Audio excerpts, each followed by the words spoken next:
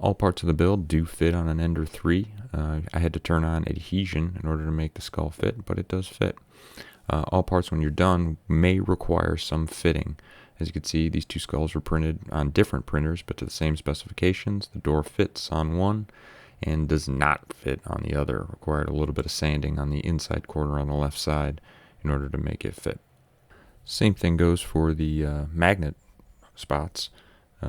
Sometimes they have a hard time squeezing in, sometimes they don't want to go in. But if you give it a dab of super glue and then push it in, allow it to dry, I have had some pretty good luck with them staying in and not popping out.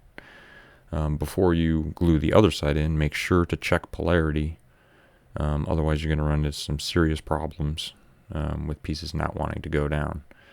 So, same as before, a little bit of glue, and pop them in the correct polarity into place. Now, still referring to the door for a second, I did find that two magnets were kind of strong, and one set of magnets did seem to hold it together pretty well. Assembling the CPU is pretty straightforward. Just glue the two halves together. Using acrylic paint to actually paint these. They're red and gold. You're going to need magnets again. The last two magnets required for the build are actually going to be done here in the cap and the buffer assembly. Once again, after you push the one in the cap, make sure that you set up the polarity correctly and install it on the top of the buffer. This does mean that the cap does not want to sit on there if the buffer's not in the CPU housing, so that's a factor. Then once it's on, just glue the two together. Make sure that the spines are set up. I do believe the top of it does stick up above the guide rails a little bit, but you're going to want to do as best you can to make sure it's straight. I tried two different methods for the eyes this time around. This one's the one I normally go with. It's just a plastic I found in the automotive section of Walmart, used to fix like broken tail lights. Just traced a circle and cut it out with a pair of scissors to roughly the same shape as the eye. There's a thin piece of film covering up an adhesive on one side of it. Make sure to stick that side towards the larger portion of the eye. If it's facing outward and you just glue it to the back of the eye, you will have stuff get stuck on it, and it'll look awful. After you have it on, I usually sand down the outside pretty decently.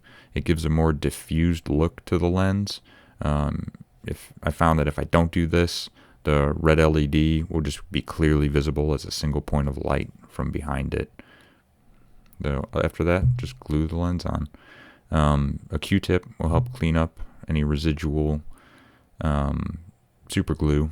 And if there is some fogging from after it dries, you could also use a little bit of alcohol on a Q-tip to fix that up.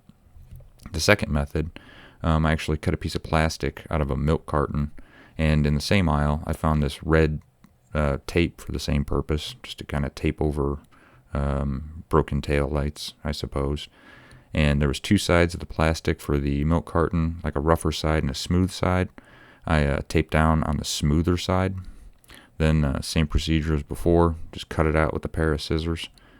Obviously on this one there's no tape, so I glued it down. I glued it down tape side towards the larger portion of the eye. Hopefully the rougher portion was going to give it that more diffused look. After that, just glued on. For any edges that are a little bit over, just trim them up or sand them down. The mouth piston portion of this build is probably the most complicated, but still think it seems fairly straightforward. When gluing these pieces together, try to make sure to keep as much glue out of those channels as possible. As for the smaller pieces, the two longer ones go together and the two smaller ones go together. You'll see there is a semicircular cut out of two of the pieces. Those always go towards the screw hole portions on the other pieces. All of these will require a little bit of sanding and cleaning up in order to make them fit. I found it was easiest to hold on to the screw hole through these in order to glue them together. You may get some glue in the channels, and we'll talk about a way of cleaning that up here in a minute. but just try and do your best and make them line up as best you can. To put them together, for the elbow piece, you're going to need a 2mm screw that's 6mm long. I actually used the magnet and the cap to hold all the pieces together while they were there before me. Make sure that these pieces are close together, but not too terribly tight.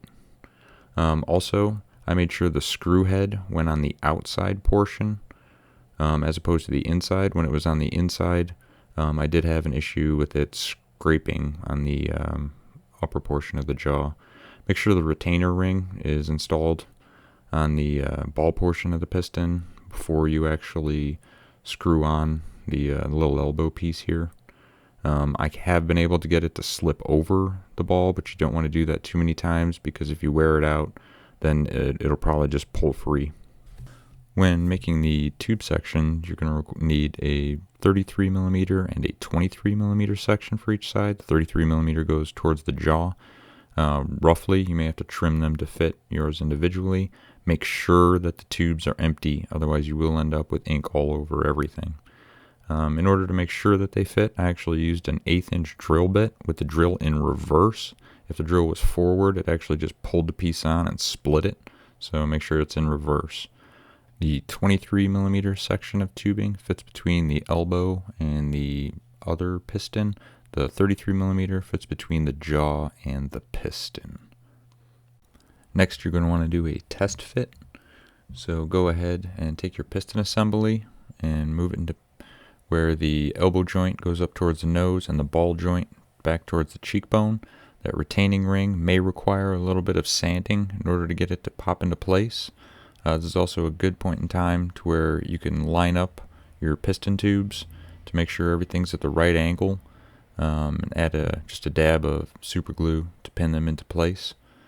Line up the jaw tubes down onto the pistons, and using a 4mm screw, 20mm long, go ahead and just test fit the jaw to make sure that it fits together properly.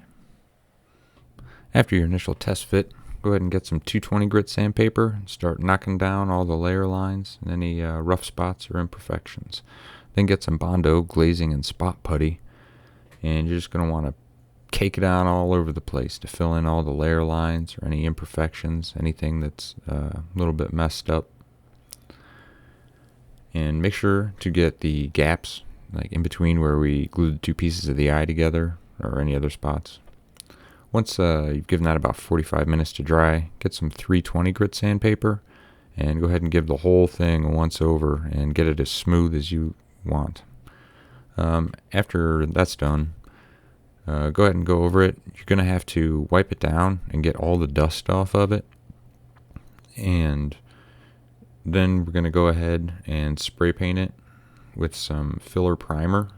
It's thicker than a normal primer, so it's going to help fill in some of the cracks. So don't worry too much about laying it on too thick. Just kind of get it on there and make sure to cover the whole thing. Once that's done, give that one, I think the bottle says about like 4 hours to dry. Then get your 320 grit sandpaper out again and sand the whole thing smooth one more time. After you've sanded it down and wiped the dust free, you'll notice there are still spots that you've missed or imperfections that you didn't see before. At this time, you're just going to have to do the process again. Usually I do this about 3 times or so, minimum per model. Once you're done, go ahead and I gave this one 3 coats of a high gloss black, and make sure it's as smooth as can be. And then we're going to start with the putting on aluminum powder into the finish. So you usually want to wait about 8 to 12 hours after you put the last coat of paint on. You don't want it dry, but you still want it a little tacky so it'll hold on to the aluminum powder. I lay a piece of paper underneath because a lot of the powder is going to fall off, and that way you can collect it and reuse it. Be gentle because the paint hasn't set, so just kind of ease it on in and work it through absolutely everything. Once all the pieces are covered in aluminum powder, go ahead and you're going to have to buff it in and get all the powder off, what's left of the aluminum powder. For this, I'm using a cotton ball, but I've also found that like a microfiber cloth that you'd use to like wash your car, those seem to work pretty good too. After you've given it about 24 hours to dry, it's time to work on the eyes. So I soldered up a 470 ohm resistor in line with an LED. Make sure you get the polarity right on these LEDs so you don't burn them out or anything. And as you can see, I also grabbed a battery pack that I found on Amazon for fairly cheap.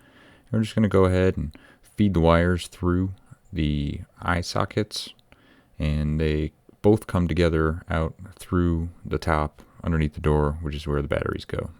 After you have them both fed through, I went ahead and soldered them together to the battery pack in parallel, so they would both be receiving the 3.3 volts from this battery pack.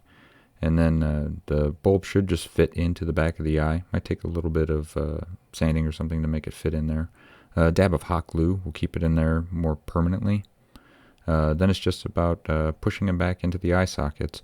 You're going to have to, in this case, bend the leads a little bit to make sure you get the proper orientation of the eye so he's not looking off not to the side or something like that.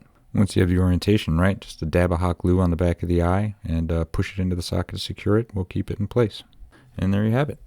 The skull on the right has the red plastic lenses, where the skull on the left has the milk jug with the red tape lenses. I think the red lenses, they're definitely brighter. They're not as orange as they show up here on camera, but the red milk carton ones do seem to be a bit more uniform. Here's a quick view of the caps. They're a little different. This was the one where she disassembled the chip, and this is the more standard one. I hope you enjoyed this build. Stay tuned for more, and have a good one.